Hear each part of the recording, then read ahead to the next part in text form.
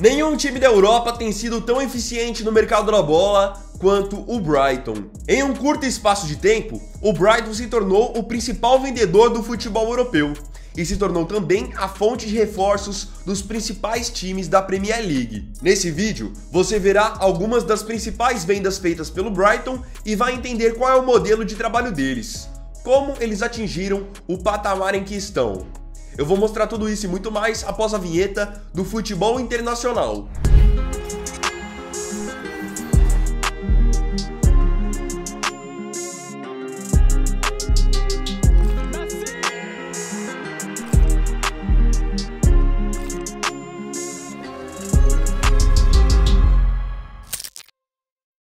Antes de eu mostrar para vocês as vendas feitas recentemente pelo Brighton, vendas muito grandes, eu preciso primeiro explicar qual é a filosofia do clube. Desde a temporada 2021-2022, o Brighton tem montado para si mesmo ótimos times.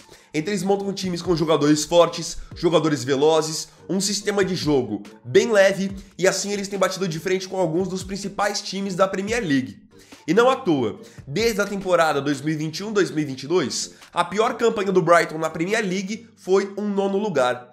Então eles vêm de um 9º lugar em 21-22 para um 6º lugar em 22-23 e agora no momento em que eu tô gravando esse vídeo, em 23-24, já estão na 2ª colocação. Justamente porque a filosofia de montar o elenco é sempre a mesma. Jogadores jovens, jogadores que não são badalados e que eles vão ter tempo e tranquilidade para poder desenvolver. Justamente por não ser um dos principais times da Inglaterra, o Brighton, quando vai ao mercado, não vai adiantar eles, por exemplo, tentarem contratar uma promessa do futebol brasileiro. Porque uma promessa do futebol brasileiro, até pela visibilidade que tem, vai acabar indo jogar num Chelsea, jogar num Arsenal, num Manchester City, é algo que faz parte. Então, por saber que não tem como competir com times desse peso, o Brighton vai para outros mercados. Então eles, por exemplo, vão buscar jogadores no Equador, vão buscar jogadores na Bélgica, conseguem alguns bons talentos da sua própria categoria de base, então eles pagam mais barato, vão em jogadores que não estão sendo disputados e depois conseguem negociar essas mesmas peças por verdadeiras fortunas. Nessas últimas temporadas, o Brighton tem montado elencos tão bons e tem feito um trabalho de scouting tão eficiente que hoje praticamente todos os times do Big Six são de certa forma clientes do Brighton. Ou seja, quando precisam ir ao mercado, acabam, hora ou outra, contratando o jogador do Brighton. Então o Chelsea é um time que contrata muito do Brighton, o Arsenal já contratou, o Tottenham já contratou e assim por diante. O Brighton faz basicamente o trabalho que times como Manchester City, Manchester United, Liverpool não vão fazer. Esses times geralmente vão contratar jogadores já prontos, jogadores mais consolidados. Se forem atrás de alguma promessa, será uma promessa que tem um potencial muito grande de vingar e já tenha uma visibilidade.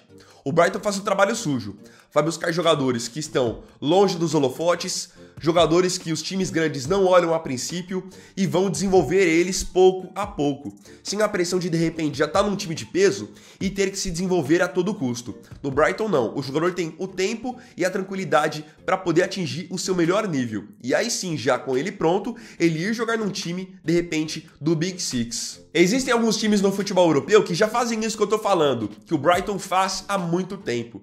Então, Benfica e Porto são times que desde a década de 90 enchem os bolsos contratando brasileiros e argentinos e depois os revendendo mais caro. O Ajax da Holanda é um time que recentemente também tem feito muito isso, contratado jogadores jovens e depois os vendido por fortunas. Só vocês pegarem mesmo o exemplo do Antony, atacante que foi contratado bem barato do São Paulo e no ano passado foi vendido por uma fortuna para o Manchester United. Outro time europeu que também sempre contratou jovens por preços baixos e depois os vendeu por fortunas foi o Shakhtar Donetsk da Ucrânia. Só vocês verem grandes vendas que eles fizeram envolvendo brasileiros.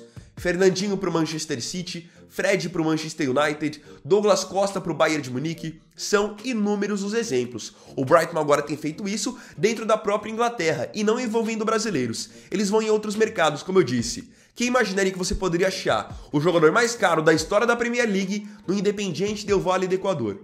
Essa é a visão que o Brighton tem e que os outros times não têm. Vamos falar então das vendas feitas pelo Brighton só de 2 anos pra cá. Eu disse pra vocês que a partir da temporada 2021-2022, o Brighton passou a fazer uma campanha melhor na Premier League e mapear melhor os seus reforços. Isso surtiu efeito, então, com bons resultados, bons jogadores, a consequência foi também fazer grandes vendas. Então vamos começar por uma venda que foi feita nessa semana e é simplesmente a maior venda da história da Premier League, que envolve o volante equatoriano Moisés Caicedo, de apenas 21 anos. O Brighton foi buscá-lo lá no Independiente del Valle do Equador, pagando 28 milhões de euros, um jogador que ninguém dava nada por ele. Nesse momento, ele está sendo vendido para o Chelsea por 133 milhões de euros. E detalhe, além do Chelsea pagar essa nota nele, o Liverpool também estava disposto a pagar 127 milhões de euros nele. Então, olhem, um jogador que tem só 21 anos, não ganhou nada ainda na carreira, mas já foi vendido por uma nota. Justamente porque o Brighton não só desenvolveu muito bem esse jogador, como também soube negociá-lo muito bem. A princípio, Liverpool e Chelsea não queriam pagar todo esse valor nele. Mas o Brighton dificultou tantas negociações que esses times foram obrigados a contratar o Caicedo nesses moldes se realmente mesmo quisessem o jogador. O Caicedo não é a primeira compra exorbitante que o Chelsea faz lá no Brighton. Antes de pagar 133 milhões de euros em Moisés Caicedo, os Blues já haviam pago 65 milhões de euros no lateral esquerdo Marc Cucurella, que inclusive se tornou o lateral mais caro de todos os tempos nesses valores. E o Cucurella, anos antes, havia sido contratado do Getafe da Espanha por 18 milhões de euros.